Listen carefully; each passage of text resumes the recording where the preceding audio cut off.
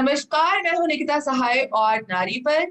और आज हम बात करने जा रहे हैं कैप्टन जोया अग्रवाल से।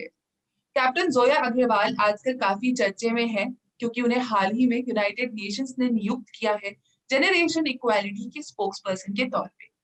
यही नहीं, इसी साल जनवरी के महीने में भी कैप्टन जोया काफी खबरों में थी क्योंकि उन्होंने एयर इंडिया की विमान को, जो कि 17 साढ़े 17 घंटे की फ्लाइट थी, सैन फ्रांसिस्को से बेंगलुरु तक जाना था एक ही स्ट्रेच में नॉन स्टॉप। उस फ्लाइट का उन्होंने नेतृत्व किया था अपने 4 और साथियों के साथ।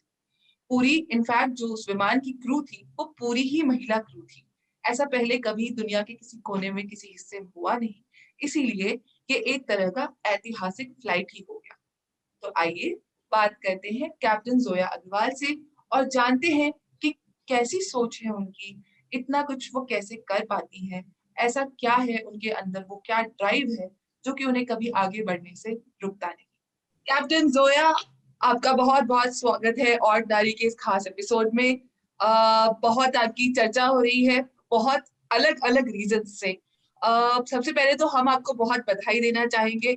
यूनाइटेड नेशंस ने आपको नियुक्त किया है जेनरेशन इक्वालिटी के स्पोक्स पर्सन के जैसे। So many congratulations to you. And थोड़ा सा आप अगर हमें बता सकती है जेनरेशन इक्वालिटी क्या है एग्जैक्टली, इसमें क्या क्या चीजें कवर होंगी। बहुत बहुत धन्यवाद निकिता जी। बहुत धन्यवाद आपके ऐसे शब्दों का। मैं तो सिर्फ एक छोटी सी नन्ही सी जोया हूँ जिसने सपने बुने और बस उस राह पे निकल पड़ी। और मैं चाहती हूँ कि यह जोया जो दुनिया की तमाम लड़कियां देख रही हैं, हमारे भारत की बेटियां देख रही हैं आज इस जोया को, वो यह सीखें इस जोया से कि हमारे को भी सपने हम देख सकते हैं और हम उनको पूरा कर सकते हैं। बस आपकी चाह है जो चाहिए, और उस चाह की राह पे चलना है आपको। तो यूनाइटेड नेशंस का जो जनरेशन इक्वालिटी का मुद्दा है, ये मेरे दिल के बहुत ही पास है क्योंकि मैं इसमें बहुत होल हार्टेडली बिलीव करती हूँ। मैं जिस प्रोफेशन से आती हूँ वहां पर इक्वालिटी पाना मेरे लिए एक सपने की बात है। और मैं चाहती हूँ जब तक मैं हूँ इस दुनिया में, मैं देखना चाहूंगी कि हमारी ये जो औरतों की फीसदी है ये 12.5% से उभर कर 50% बने, और औरत और आदमी, मेन एंड वुमेन, हम सारे इकट्ठे चले। ऐसा दुनिया मैं देखना चाहती हूँ, मैं ऐसी दुनिया को देखना चाहती हूँ आगे। और यह जो मुद्दा है यह प्रमोट करता है इक्वालिटी को। यह हमारे एक पूरी नजरिए को चेंज करने का मुद्दा है, क्योंकि एक इक्वालिटी ऐसी चीज है जिसके लिए हमारे को अपना अंदर से नजरिया बदलना पड़ेगा। जब हमारे बच्चे होते हैं, जिस तरीके से हम बच्चों की अपब्रिंगिंग करते हैं, हमारे को उस नजरिए को भी चेंज करना पड़ेगा। क्योंकि जब हमारा एक लड़का होता है, लड़की होती है, सारे बच्चों के ड्रीम्स होते हैं, सबके सपने होते हैं, लेकिन ड्रीम्स का कोई जेंडर नहीं होता। Dreams do not have a gender. हमारे को अपने बच्चों को बच्चों की तरह देखना चाहिए। ये नहीं देखना चाहिए कि हमारा लड़का है तो उसको हम यह बनाएंगे और लड़की है तो वो प्रिंसेस होनी चाहिए। नहीं, बच्चे हैं, उनको सपने बुनने दीजिए, उनको सपने देखने दीजिए और जी, उनको उसकी राह पे निकलने दीजिए। बिल्कुल। क्योंकि चाहे वो सपने लड़के वाले हो या लड़की वाले हो, लेकिन जब आपका बच्चा अपने दिली इच्छा से वो सपने चाहेगा और उसको पूरा करेगा, तो एक उसको सेटिस्फैक्शन अलग ही मिलेगी और खुशी अलग ही मिलेगी, जो आप अपने बच्चे के चेहरे पे जरूर देखना चाहेंगे। और बिल्कुल। यहीं पे ये चीज खत्म नहीं हो जाती। अगर आपका बच्चा खुश होगा और वो अच्छे से अपने करियर में, अपने प्रोफेशन में, अपना जो भी वो अपने सपने की राह पे चलना चाहता है उसको सक्सेसफुली पूरा करेगा, आप सोचिए हमारी पूरी कायनात, हमारा पूरा ब्यूटीफुल मदर अर्थ जो मैं हमेशा बोलती हूँ, हमारी धरती एक सक्सेसफुल, कंटेंट, सेटिस्फाइड जगह होगी जहां पर सक्सेसफुल लोग होंगे। बिल्कुल। आपने जोया एक बहुत अच्छी बात कही कि हर बच्चे को उसकी दिली तमन्ना पूरी करने की इजाजत देनी चाहिए, लड़की या लड़का नहीं देखना चाहिए। आपकी एक बात हर इंटरव्यू में काफी पढ़ रही थी, उसमें से आई जब आप 8 साल की थी तो आप छत पे बैठ के तारे देखा करती थी और आप अपने माँ बाप की इकलौती बच्ची है। मतलब वो तो हम बाद में आएंगे कि आपकी मदर का क्या रिएक्शन था जब आपने कहा मैं पायलट बनूंगी। लेकिन आप, हाँ मतलब आप जो इतनी छोटी बच्ची थी, इतनी इतना जो बड़ा आपने सफर तय किया है, कोई छोटे से मासूम से सपने से शुरू हुआ था कि मुझे तारे छूने हैं।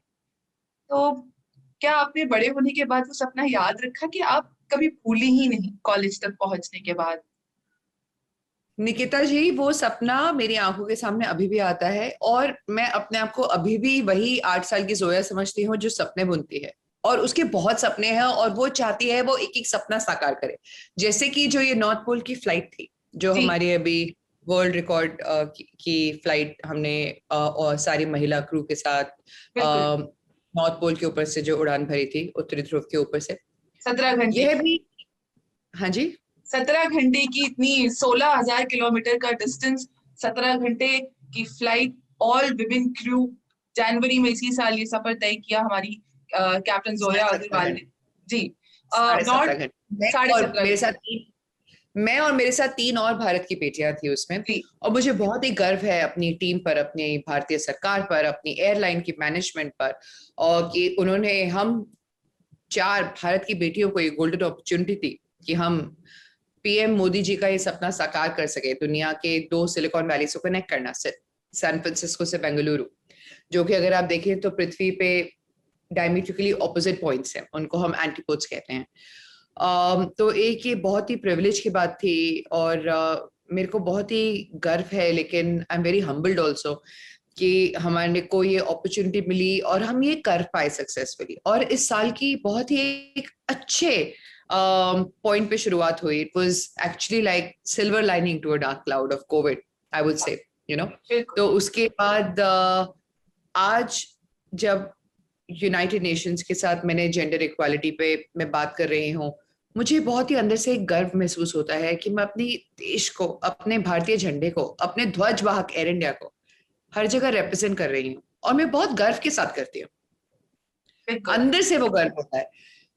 लेकिन एक एक दिन, एक एक क्षण ऐसा नहीं जाता जब मेरे को वो क्षण नहीं याद आता जब मैं वो सपने बुना करती थी, और जब सब कुछ मेरे अगेंस्ट था, मेरी एनवायरमेंट, मेरी फैमिली। जब मैं सोचती थी मैं कैसे उड़ पाऊंगी, मैं कैसे उन सितारों को छू पाऊंगी।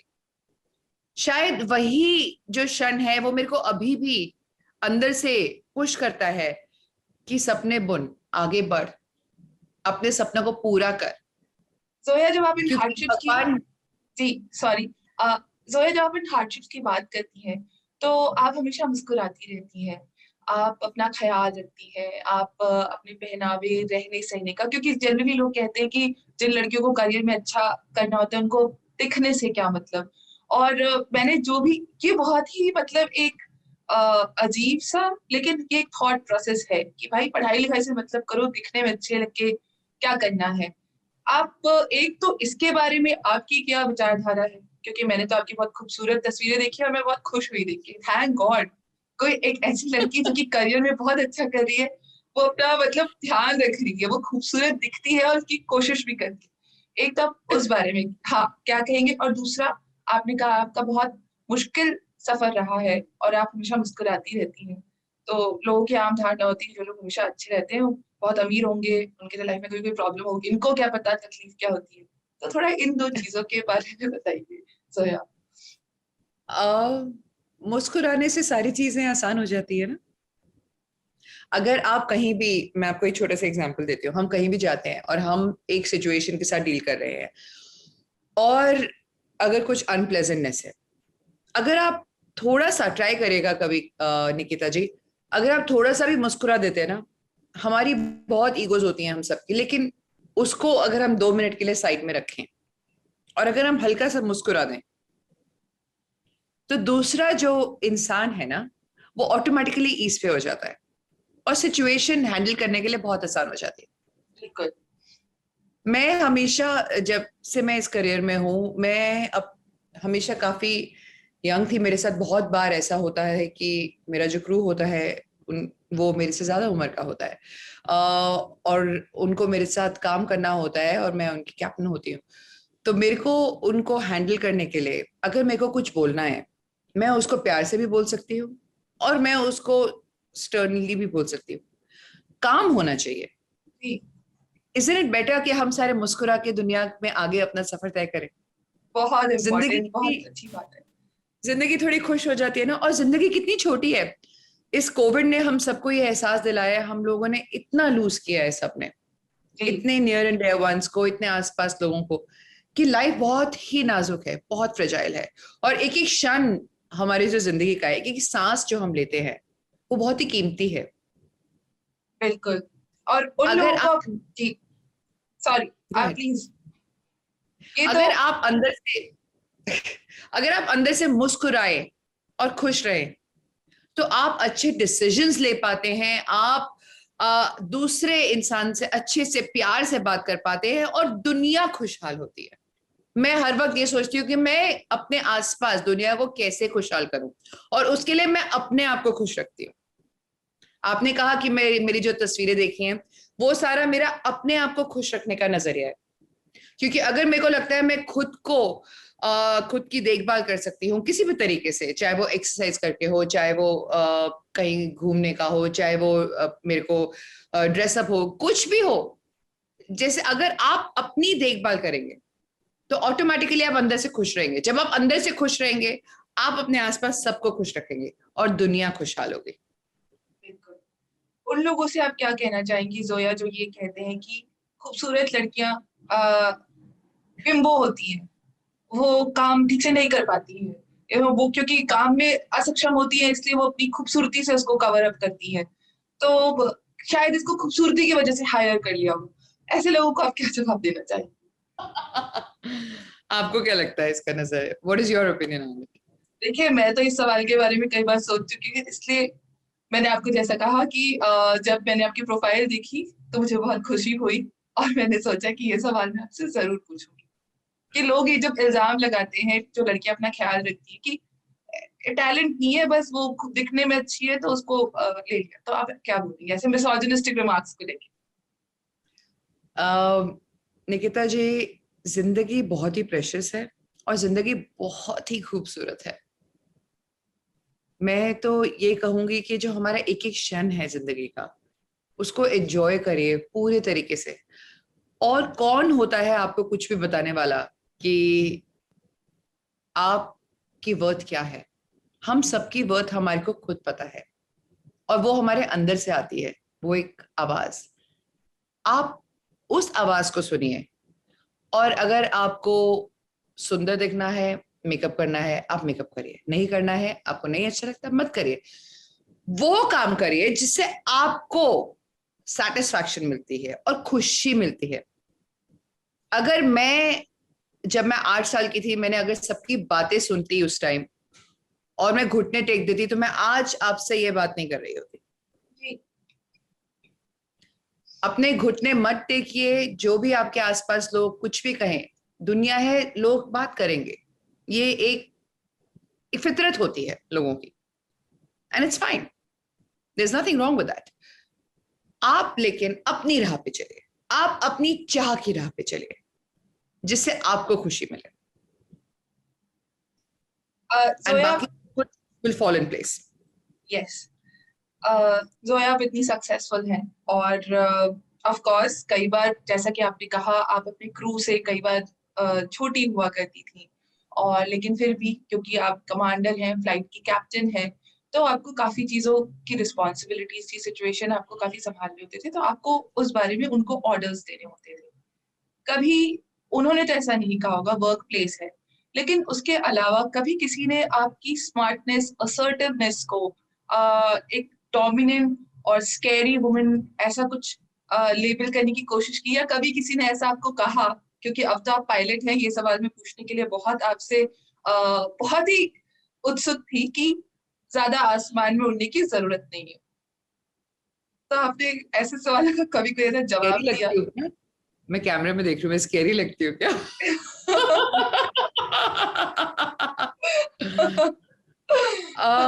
निकिता जी, मैं अंदर से जो हम एक चीज महसूस करते हैं ना, वो जी। बाहर की दुनिया को भी विजिबल होती है। अगर आप अंदर से कॉन्फिडेंट हैं, जिसके बारे में जो आप काम कर रहे हैं, जो आप रोजमर्रा की जिंदगी में कर रहे हैं, या कुछ भी, जैसे अगर मैं जहाज उड़ाने जाती हूँ, आप तो खुद भी कप्तान हैं, आर्मी में। तो आपको तो ये मालूम होगा, आप खुद इतनी खूबसूरत हैं, तो I am sure you would be knowing the challenges, but if you know what you doing in life, आपकी ट्रेनिंग होती है एज अ पायलट, हमारे को इतने साल ट्रेन किया जाता है। उम्र से एक्सपीरियंस का अंदाजा मत लगाइए। अभी ये जो नॉर्थ पोल वाली फ्लाइट भी है, हम लोग इतने एक्सपीरियंस है, लेकिन उम्र कम है उससे कुछ फर्क नहीं पड़ता। और दिखने में आप कैसे हैं, क्योंकि अगर आप लिपस्टिक लगाते हैं तो वो आपको कम प्रोफेशनल नहीं कर देता। In fact it increases your level of confidence because you are happier when you do that. So मेरे हिसाब से अगर आपको अपने काम में आप सक्सेसफुल हैं, आपको पता है आप क्या कर रहे हैं, कोई ऐसा इंसान नहीं है जो आपको चैलेंज करेगा या बोलेगा कि आपको शायद, या डाउट करेगा, क्योंकि उनको आपके एक ऑरा से पता चल जाता है कि आप क्या हैं और आपका कॉन्फिडेंस क्या है। एंड हमारे को इस प्रोफेशन में ट्रेन किया जाता है जब से हम शुरुआत करते हैं इस प्रोफेशन की, कि आप एक प्रोफेशनल हैं और आपको इस लेवल पे परफॉर्म करना है। तो जो भी मेरा क्रू है, अगर मेरे साथ उन्होंने इंटरेक्ट कैसे भी किया है, I have never ever face something like that. मेरे साथ लोग बहुत ही अच्छे तरीके से चलते हैं। I am very very grateful to God that मेरे को आज तक ऐसा कभी मौका नहीं आया है जहाँ पे किसी ने मेरे को डाउट किया है। In fact I am really touched with how far people go out of their way to be they're really nice. I think होता क्या है, हम कभी कभी जब खुद अंदर से खुश नहीं होते तो वो हमारा किसी और तरीके से, किसी और जरिए से वो फीलिंग्स निकलती हैं। तो जो दूसरा इंसान है, जब आप उसके सामने एक डिफेंस मैकेनिज्म में जाते हैं तो वो भी वैसा ही आपसे बिहेव करता है। लेकिन अगर आप एक मुस्कुरा देते हैं उसकी तरफ, और आपको बात तो करनी है, आपको काम इकट्ठे करना है, सबको काम ही होना चाहिए ना हमारे वर्क प्लेस पे। जब आप इकट्ठे काम कर रहे हैं और अगर आपने हल्का सा मुस्कुरा दिया तो ऑटोमेटिकली आप दूसरे इंसान को ईज पे डाल देते हैं, आप भी और वो इंसान भी अच्छे से काम कर पाता है। ये तो positivity, body positivity is very important. जो बॉडी पॉजिटिविटी है वो हमारे काम का एटमोस्फियर, काम का लेवल, जो आपके साथ लोग काम करेंगे उसकी एफिशिएंसी डिसाइड करती है। तो आपको वो हमेशा बॉडी पॉजिटिविटी पे फोकस करके अपने पेयर्स के साथ, अपने कॉलीग्स के साथ काम करना चाहिए, मेरे ओपिनियन में।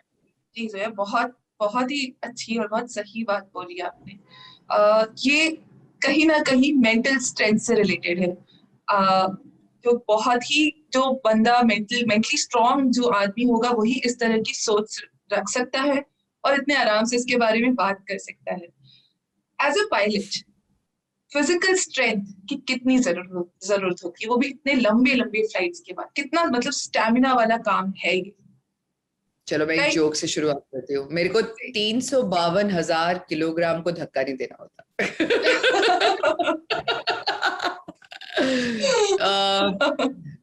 So you have to have आपको अंदर से फिटनेस की जरूरत होती है, क्योंकि इतनी लंबी फ्लाइट पे अगर आपकी हेल्थ अच्छी होती है तो आपके लिए उस जो जैसे जेट लैग है, काफी चुनौती होती है हमारे काम में।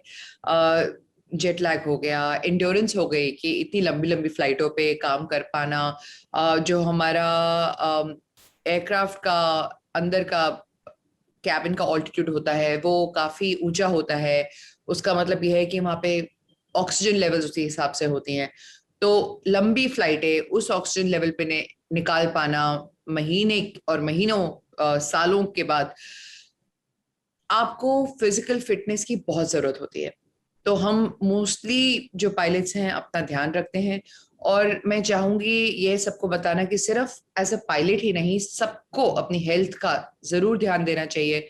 चाहे वो एक्सरसाइज हो, योगा हो, अपने आप को अंदर और बाहर दोनों तरफ से फिट रखना बहुत ही जरूरी है। स्पेशली कोविड के समय पे एक मेंटल हेल्थ का भी बहुत बड़ी चुनौती पेश आई है। हमने देखा है कि लोगों को बहुत घर पे बैठे बैठे अकेलेपन में सबकी मेंटल हेल्थ काफी सफर करी है। तो उसका भी ध्यान देना बहुत ही जरूरी है। तो प्लीज सबसे पहले अपने ऊपर ध्यान दीजिए। हमारे में कहते हैं ना कि सबसे पहले अपनी पेटी को बांधिए, उसके बाद आप दूसरे Fasten की your देखभाल। seat belts. सबसे पहले आप अपनी सीट बेल्ट फासन करिए, उसके बाद आप किसी और की मदद कर सकते हैं। अगर आप ही की सीट बेल्ट फासन नहीं होगी, अगर आप अपना ही ध्यान नहीं रखोगे, तो आप किसी और का तो ध्यान रख ही नहीं सकते। बिल्कुल, बहुत ही आइकॉनिक लाइन है इनफैक्ट, ये तो जोया जी तो हम नॉर्मल कॉन्वर्सेशन में भी काफी एक दूसरे को बोलते हैं ये सब, जब किसी दोस्त से बात कर रहे होते हैं तो दैट्स अ एक फैक्ट। यस। लेकिन हम बोलते हैं, लेकिन हम उसके उसके ऊपर अमल नहीं करते। हमारे को अमल करना चाहिए। खुद का टाइम आता है तो भूल जाते हैं।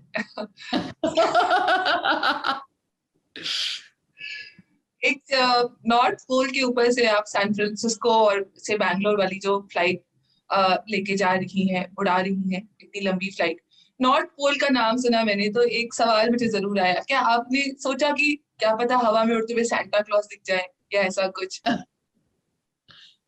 आठ शायद साल थे की जो शायद। जोया है आपके अंदर, उसको शायद ये ख्याल आया कि अरे सांता क्लॉज दिख गए तो। जो 8 साल की जोया है मेरे अंदर, वो सितारे देख के ही बहुत खुश थी, बहुत खुश थी। जो बहुत वहां के क्लियर दिख रहा सितारे है। थे, जो वहां के सितारे थे, हमने जनवरी के महीने में उड़ान भरी थी, जब सर्दियां होती हैं। तो जो आसमान था वहां पे, 6 महीने का डार्कनेस होती है नॉर्थ पोल पे। जी। आसमान एकदम पिच डार्क होता है, जो बहुत ही अलग होता है हमारे यहाँ के आसमान से। और जब इतने पिच डार्कनेस में वो सितारे होते हैं, और इतने टिमटिमाते हुए सितारों के साथ ऑरोरा बोरियालिस, जो कि नॉर्दर्न लाइट्स थी वहां पर बैकग्राउंड में। और मैंने अपने सारे पैसेंजर्स को अनाउंसमेंट करी, मेरे साथ जो 250 और पैसेंजर्स थे, क्योंकि हम सारे एक इतिहास का नया पन्ना इकट्ठा रच रहे थे। तो मैं बिल्कुल। चाहती थी कि मैं एक एक पैसेंजर को अपनी दृष्टि से, जो मैं कॉकपिट फ्लाइट डेक में देख रही थी, वो नजरिया दिखाऊं। तो मैंने आई थिंक एक और रिकॉर्ड सेट करा होगा इस फ्लाइट में, जो कि है 7 अनाउंसमेंट्स करने का।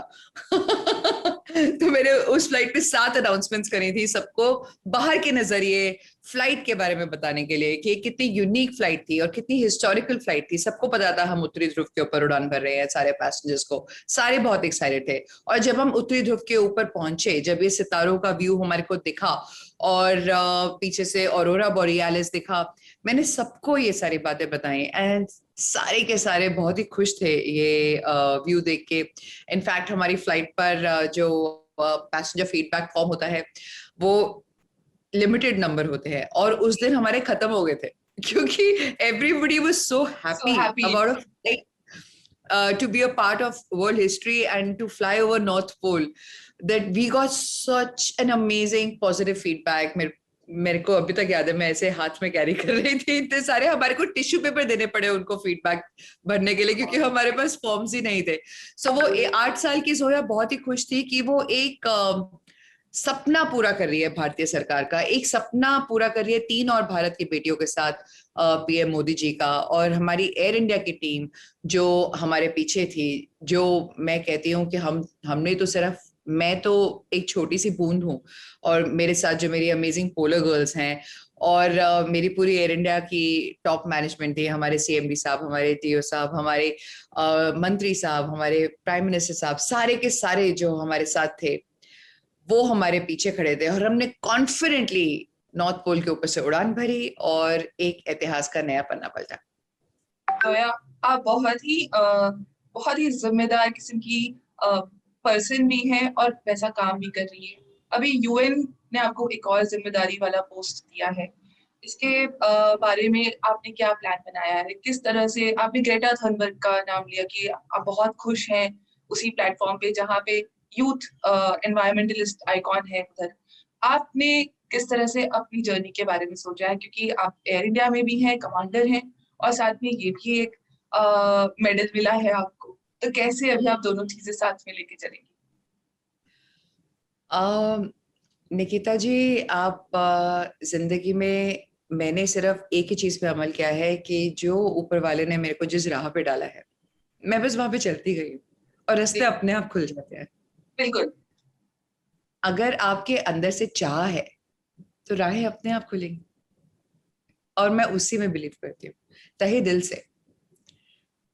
मैं चाहती हूँ यह जेंडर इक्वालिटी जो कि मेरे दिल के बहुत ही पास जो मुद्दा है, मैं आपको बता रही थी, यह एक मेरा सपना है औरतों को, और हमारे इकट्ठे औरतों को ऐसा नहीं फील होना चाहिए कि हम किससे कम हैं। हम ज्यादा हैं, हम कम नहीं हैं। हमारे को कभी भी ये थॉट भी नहीं आनी चाहिए कि हम मेन और वुमेन अलग अलग हैं, या फिर हम उनसे कम हैं, हम वहां तक नहीं जा सकते। औरतें सब कुछ कर सकती हैं जो एक आदमी कर सकता है। बस जो हमारे को चाहिए वो ये है कि हमारे अंदर बिलीफ होना चाहिए। पहली बात तो यह है कि मैं किसी से कम नहीं हूं। हम्म। सबसे पहले आपको यह सोचना है। उसके बाद आप जाइए और नई नई ऊंचाइयां छुइए, और आप छू पाएंगी क्योंकि वो आप बिलीव करती हैं। That is a power of belief. और मैं ये दुनिया देखना चाहती हूँ जहाँ पे एक ऐसा वर्ल्ड हो जहाँ पे हम औरत और आदमी के बीच में डिफरेंशिएशन नहीं करते, जहां पर हम अपने बच्चों को अपब्रिंगिंग उस हिसाब से करें देंगे कि वह जो हमारे घर में आया है वो एक नन्ही सी जान एक बच्चा है, वो लड़का और लड़की नहीं है। लड़का और लड़की जब हम देखना शुरू करते हैं अलग अलग, तब से हमारे बायसेस शुरू हो जाते हैं। हमारे को एक नया नजरिए से दुनिया देखनी पड़ेगी कि जहां पर बच्चे बच्चे हैं, उनके सपने हैं, सपनों का जेंडर नहीं होता। जब हमारे बच्चे होते हैं, allow them to dream, allow them to follow their dreams. क्योंकि जब बच्चे अपने सपनों की राह पे चलते हैं तो हमारा एक जो वर्ल्ड है वो ज्यादा सक्सेसफुल, खुश होता है और आगे बढ़ेगा यही बच्चे तेजी कल से। बड़े होंगे। जी, यही बच्चे कल को बड़े होंगे, देश का निर्माण करेंगे, देश को आगे लेके जाएंगे। बिल्कुल, देश पूरी दुनिया को आगे लेके जाएंगे। और अगर आपके बच्चे सक्सेसफुल होंगे, वो तभी ज्यादा सक्सेसफुल हो पाएंगे अपने अंदर के पैशन को फॉलो करने के बाद। तो उनको सपने बुनने दीजिए। ये मत सोचिए कि वो लड़की है या लड़का है तो उसको सिर्फ शादी, जैसे जब मैं बड़ी हो रही थी तो मेरे लिए यह सपने थे कि उसको शादी करनी है, उसको बच्चे अपने देखने हैं। लेकिन इस नन्ही सी जोया के बहुत सपने थे, जो वो सितारों को छूना चाहती थी हवाई जहाज उड़ाकर। और उसने बस अपने सपनों की राह चुनी और कुछ नहीं किया, और उसका परिश्रम से फॉलो अप किया। बस सपने देखिए, उसकी राह पे चलिए, और परिश्रम, निरंतर परिश्रम डालिए। आपको सक्सेस जरूर मिलेगा, आपको कोई नहीं रोक सकता। और मैं चाहती हूं, मैं एक इक्वल वर्ल्ड का नजरिया देखना चाहती हूँ जहां पर हमारी औरतें किसी भी आदमी से कम ना समझे अपने आप को, और हम साथ साथ चले। बिल्कुल। ये तो हमने अभी ओलंपिक्स में भी देखा, हमारी महिला खिलाड़ियों ने कितना अच्छा प्रदर्शन किया। पहला मेडल मीराबाई चानू लेकर आई, और धीरे धीरे तो हॉकी टीम, मतलब आप इतनी एम्पावर्ड वुमेन है सोया। अगर सही तरीके से फेमिनिज्म की डेफिनेशन देखी जाए तो आप उसमें बिल्कुल फिट होती है। क्या कहना है आपका ओलंपिक के परफॉर्मेंस के बारे में? हमारी महिला खिलाड़ियों ने जो परफॉर्म किया, क्या क्या फील हो रहा है आपको, कैसा लगता है? मेरे को बहुत ही गर्व है अपनी टीम इंडिया पे। और मैं हम जेंडर इक्वलिटी की बात कर रहे हैं तो मैं ये नहीं बोलूंगी कि महिलाएं और आदमी, क्योंकि मैं तो खुद ही कह रही हूँ कि महिलाएं बिल्कुल भी किसी से कम नहीं है। हम ज्यादा हैं क्योंकि हम एक इंसान का गिफ्ट दे सकते हैं इस दुनिया को। जी। और आप अपने ऊपर बिलीव, सारी जो महिलाएं हैं, हम सबको यह सबसे पहले सोचना है कि हम किससे कम नहीं है। वहां से जो हम ये फेमिनिज्म कहते हैं, वहां से उसकी शुरुआत होती है। अगर आप सोचें कि मैं किसी से कम नहीं हूं, मैं यहाँ पे अपना काम करने आई हूं and I am a professional, that is where the feminism starts. We are not weak, we are amazing, and we are powerful, and we have to believe in ourselves, and that is how we fly high and higher. Yes.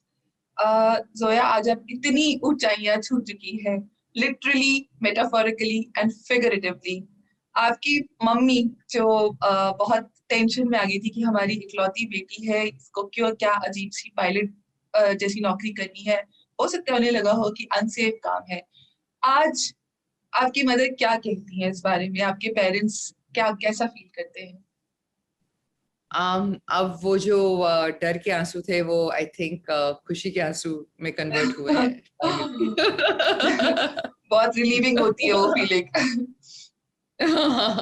बहुत सारा exact, बहुत अच्छी बात है ये तो। और आखिरी सवाल मैं आपसे पूछना चाहूंगी जोया। जोया, अभी हम अपनी 75th इंडिपेंडेंस डे सेलिब्रेट करने वाले हैं। 15 अगस्त आने वाला है। आपने जेंडर इक्वालिटी और उस मायने में आपने फ्रीडम और इंडिपेंडेंस की बात की कि हमें अपने सपने फॉलो करने की पूरी स्वतंत्रता मिलनी चाहिए सही मायने में। उसके अलावा अगर आप सही मायने में इंडिपेंडेंस की बात करेंगी तो आपके लिए इंडिपेंडेंस डे का क्या मायना है? वो भी आज के जमाने में जब काफी प्रॉब्लम्स हो रही है, हमारी यंगर जनरेशन को नौकरी नहीं मिल रही है, पैंडेमिक की वजह से परेशान है सब लोग। अगर अभी आप एक थॉट से बोलेंगी कि मेरे मायने में ये है इंडिपेंडेंस, तो आप क्या मैसेज देना चाहेंगी हमारी यंगर जनरेशन को? 75वां स्वतंत्रता दिवस है, हमारा भारत सेलिब्रेट कर रहा है इस साल। और हमारी जो चाइल्डहुड मेमोरीज हैं वो ये है कि हम लोग पतंग उड़ाते थे स्वतंत्रता दिवस पे। और अभी भी शायद जब कोविड खत्म हो जाएगा, मैं आशा करती हूँ हम सारे वही कुछ करेंगे।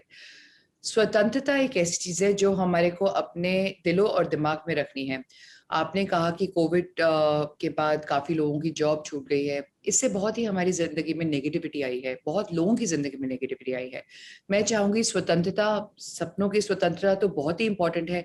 एक यह स्वतंत्रता, अपनी थॉट्स की स्वतंत्रता, अपनी सोच को ऊंचा उड़ाने की स्वतंत्रता बहुत इंपॉर्टेंट है।